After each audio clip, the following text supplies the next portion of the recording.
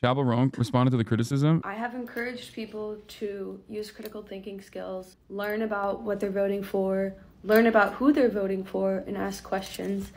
And it's being completely taken out of context, per usual. There is nuance to what I say. I'm following Chappell Roan. And I think it's important that people use critical thinking. I think it's important for me to question authority and question world leaders and question myself, question my algorithm, question if some person that tweeted something about someone else is even true. It's important to question because that's how I think we move forward. This is my third election in voting, and the world is changing so rapidly, and I want to be part of the generation that changes things for good because we need it. Who is this? This is Chappell Roan. If you read my full interviews, if you literally know anything about me and for what I stand for, you know that this is not lip service, this is not virtue signaling, that my actions have always paved the way for my project and the people who really know me. Actions speak louder than words, and actions speak louder than an endorsement. Here's the full quote that a lot of people are just not reading. I have so many issues with our government in every way, she says. There are so many things that I would want to change, so I don't feel pressured to endorse someone. There's problems on both sides, and I encourage people to use your critical thinking skills. Use your vote. Vote small. Vote for what's going on in your city. The change she wants to see in the U.S. is this election year, she says, instantly is trans rights. They cannot have cis people making decisions for trans people, period. So, hear it from my mouth, if you're still wondering. No, I'm not voting for Trump. And yes, I will always question those in power and those making decisions over other people. And I will stand up for what's right and what I believe in. And like, it's always at the forefront of my project. Oh my God. She's PSL, dude. She's PSL. She's PSL all the way. HOTTOGO. My project. And I'm sorry that you fell for it. She's going PSL. She's going PSL. She's going PSL. She's doing it. HOTTOGO. PSL can win if you go and vote. She def watches you? I don't think so. Because I think if she did, she'd follow me. Like there's a lot of people that there's like famous people that watch me. They follow me. The fuck is PLO? Oh, she's a PLO voter. She's not even a PSL voter. I heard from NBC that you were interviewing Chappell Roan next. Oh, I forgot I mentioned that in the NBC interview. I wrote that last night. They were asking me questions. Online influencer, key to younger audiences. Key to engaging with this younger audience about politics is not just about embracing memes like the now notorious Brat Summer, which was popularized after the release of British pop star Charlie XCX. Communicate to them that they are worthy of attention, that their desires are valid, and that you are actually going to do something. Piker, known online by his username HasanAbi, said in a recent interview with NBC News. Authenticity is not a novel approach when it comes to content creation, but it's something politicians have struggled with achieving on their own, particularly amid an election cycle in which many young voters find themselves jaded with politics as a whole. They Tuesday with the 5 gifted subs because I said Chappell Roan is a PSL voter. Classic. Overall, young voters are not very optimistic right now. According to NBC News, Stay Tuned Gen Z poll over 2,600 voters under 30 in September. Most young people now gravitate towards social media platforms to get information. Piker, 33, launched internet fame on the young progressive show Young Turks, created run by his uncle, Cenk Uygar. After branching out on his own, he became a prominent voice online, garnering a slew of fans and critics alike.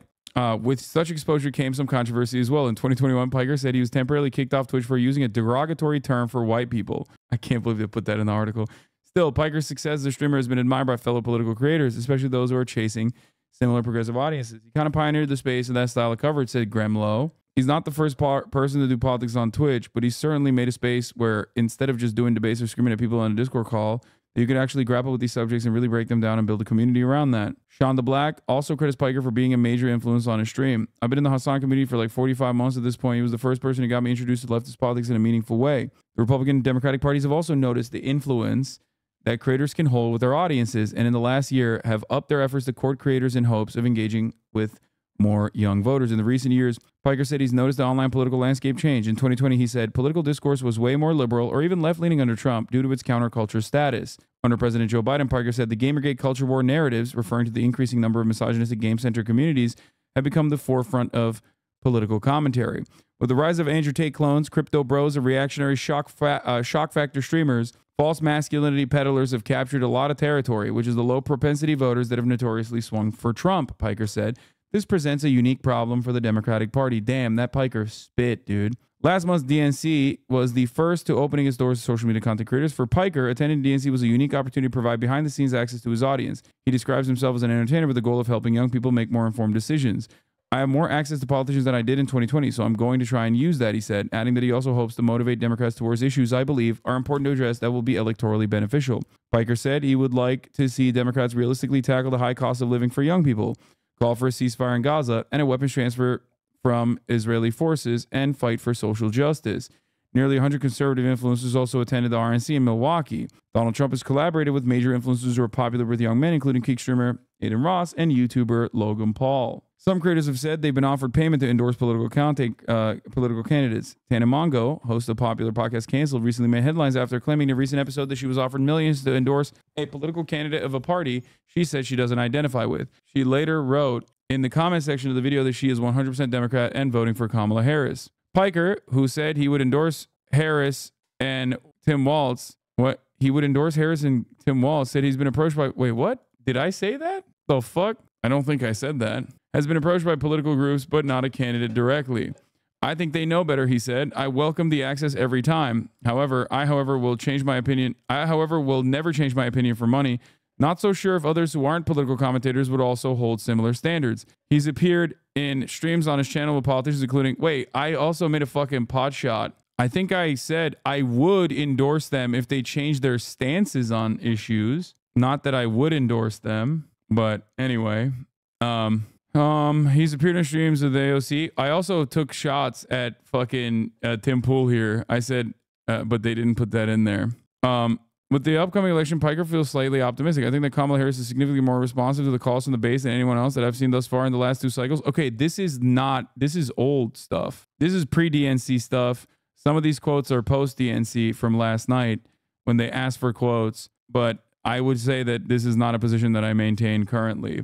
Come November 5th, Piker will be ready for another busy day of streaming. I'll be strapped into my chair, ready to offer real-time commentary as always, he said. Maybe more guests. I'm hoping Chappell Roan. No, this was immediately after they chose Tim Walz, and I even then told them at the time in the interview, I was like, I don't know if they will be consistently responsive. You should request the correction. Nah, I don't give a shit. Let NBC watchers think that I'm pro endorsing Kamala Harris. Who cares? Yeah, maybe we'll funnel some libs in here. Chappell Roan follows you on IG? No, she doesn't.